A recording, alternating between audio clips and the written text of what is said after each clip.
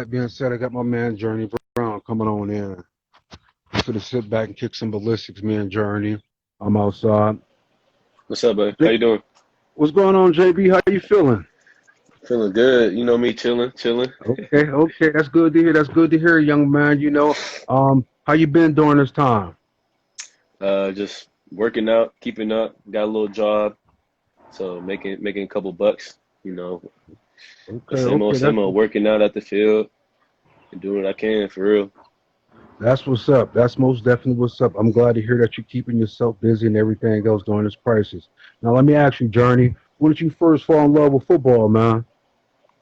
Well, when I was a young bull, actually I didn't really. I only like soccer. I didn't like football. I didn't like basketball. It was just too slow. So I would say I really got into it. Probably fourth grade is when I really started liking it the most. I stopped wrestling to play football, and then watching like my older cousin like Rakim play for the 49ers is when I really started really get into it. And then after fifth grade, it took off from there when I played for the Colts and Little Gritters, and I loved it ever since. Okay, that's understandable. Now, let me ask you, man, about that night when you almost went for 800 yards and 10 touchdowns. How did you feel that night?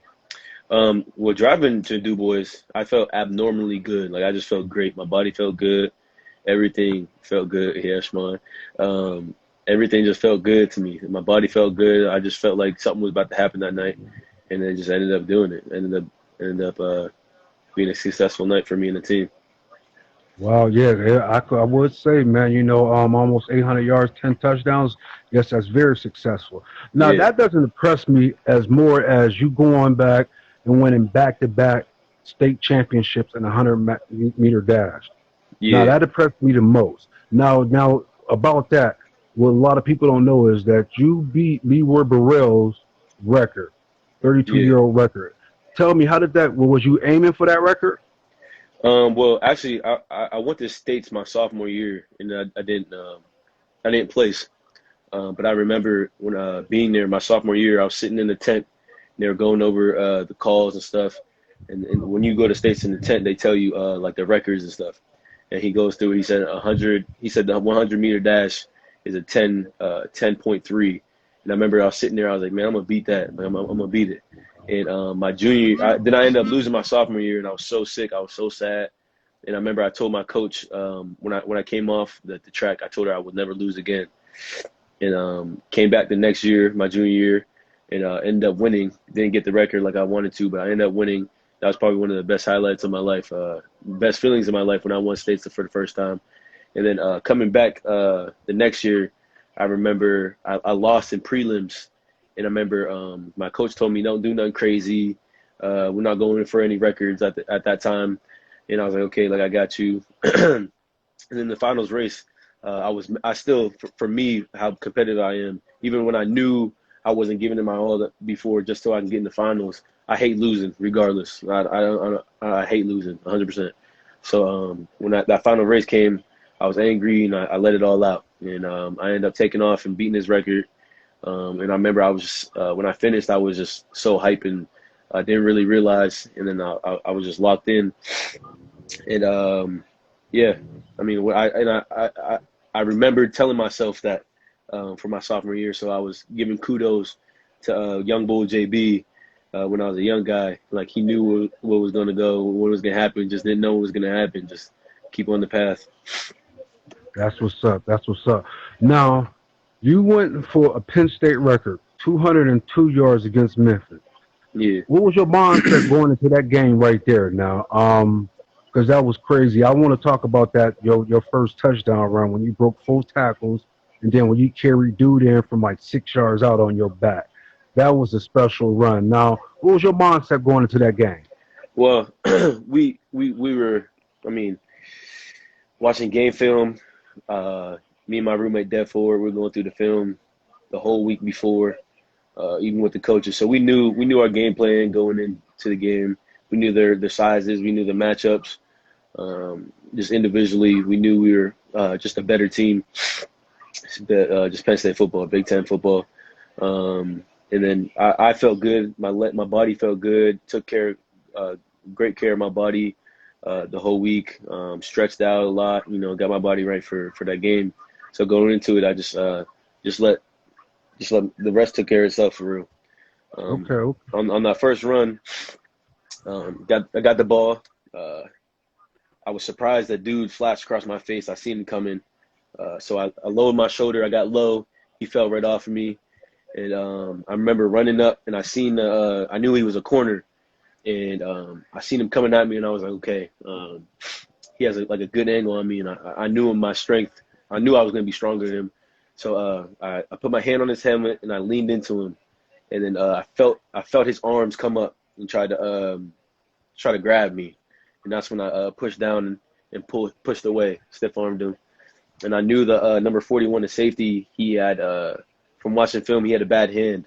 So I was like, okay, I know he has a bad hand. And I remember when he grabbed me with his bad hand. So I was like, okay, he doesn't have a good grip. I know he doesn't have a good grip. I was holding him, and I felt him start slipping. And that's when I put him down. And then I felt the dude coming behind me because my coach always says that it's always the dude that you don't see that gets you. So I always pictured as there always somebody behind me no matter what anything happens. So I remember I had the ball out here, bad ball security. I remember I ended up tucking it back in, and I felt him come over me. And I at that point in the play, there's a point in the play when you're running the ball when you know you're going to score. And I knew I was like, okay, there's no way anybody's gonna stop me from getting into this end zone, and it ended up being a touchdown. Yeah, it was something spectacular. Now, I was doing my research. Now, from November, you had 78 carries for almost 600 yards and 9 touchdowns. Do you feel that you should have got the ball more earlier in the year? No, I in my opinion, I feel like I've gotten the ball my fair share. I was we have one of the best running back rooms in the country, and it's our job to make it hard for our coach to figure out who gets the ball, and so we have the easy part, just put pressure on him and just keep doing what we do. So for me, I feel like I got the ball as much as I got it. I've never had no problem sharing the rock. So I wasn't really worried. Never focused on my carries, just the carries I have, and I know I have to make the best out of them and attack the opportunities you're given. So, and I feel like I did that, and I'm always grateful for how many carries. I don't care if I'm eating, all the running backs eating. If I get 1 carry, 1 yard, and everybody else is eating, that means I'm eating. So, at the end of the day, we all look good. With team success comes in individual success. So that's how I look at it all the time. Wow, and you most definitely right. That's what I love about you, JB. You're humble, and you most definitely a very loving young man. That's a good thing. Now, let me ask you, do you have a good relationship with your coach, with your head coach, Coach Franklin? Yeah. We're I have more of a better relationship with my position coach because I'm with him 95% of the time. But Coach Franklin, yeah, he makes sure he facilitates everything. And he's a very busy guy, but he's still in that same breath. He makes sure he's attentive to everybody. He makes sure he talks to everybody. Makes sure he's cool with everybody. But if you want to be more closer with him, you gotta kind of do that. And I've kind of done that a little bit, and I got closer to him. So yeah, I definitely I'm close with Coach Franklin for sure. Yeah, I remember I met him down in the States. They was down there watching Lamont play in the state championship. Right. And me and him and Coach Terry introduced me to him. Terry Smith, yeah.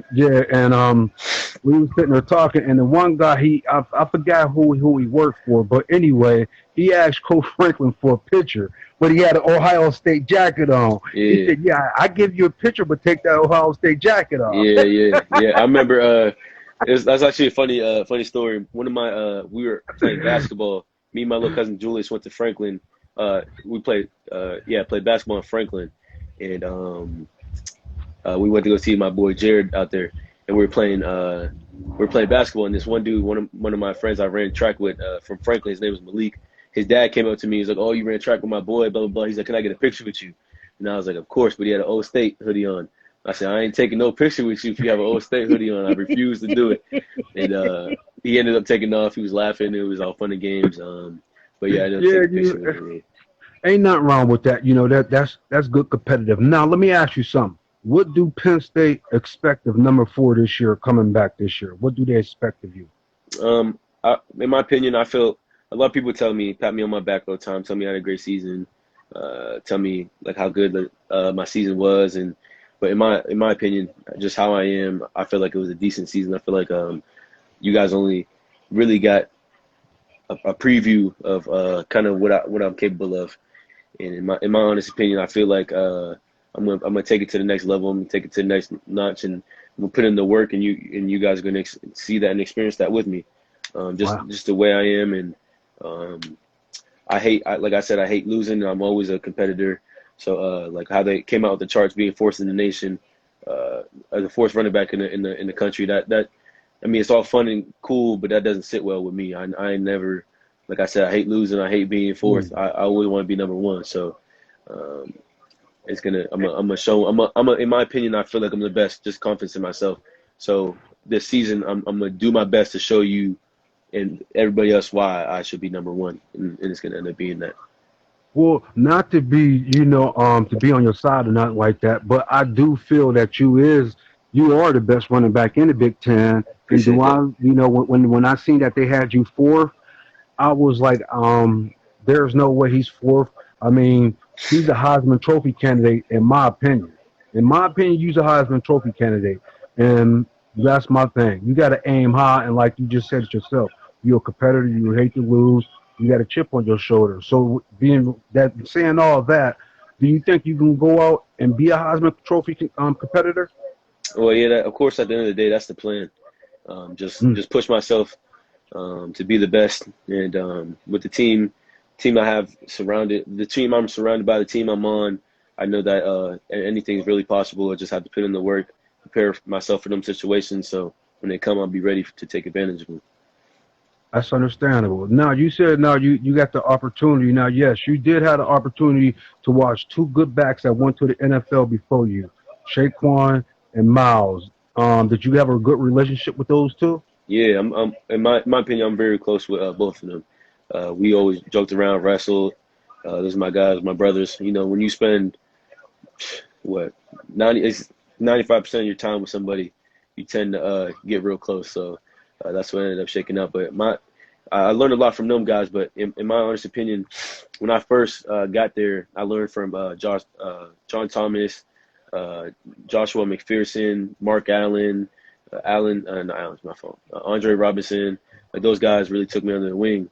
And then when they ended up leaving through graduation and were transferring, one of my best friends, those are my main guys that took me under the wing, taught me a lot of most of the stuff I know. And then Nick Yuri, he definitely was always there for me for mentally and teaching me the ways how it was supposed to be. You know, hard work. That boy ain't never complained about nothing. Always put his head down, worked, and waited for his opportunities. And that's what I learned from all those guys. Just watching them work and compete against Miles and Saquon. Everybody knows the guys that are put up at first, but nobody sees the guys behind the scenes. And I was one of those guys, and they always told me stay patient, wait for my moment.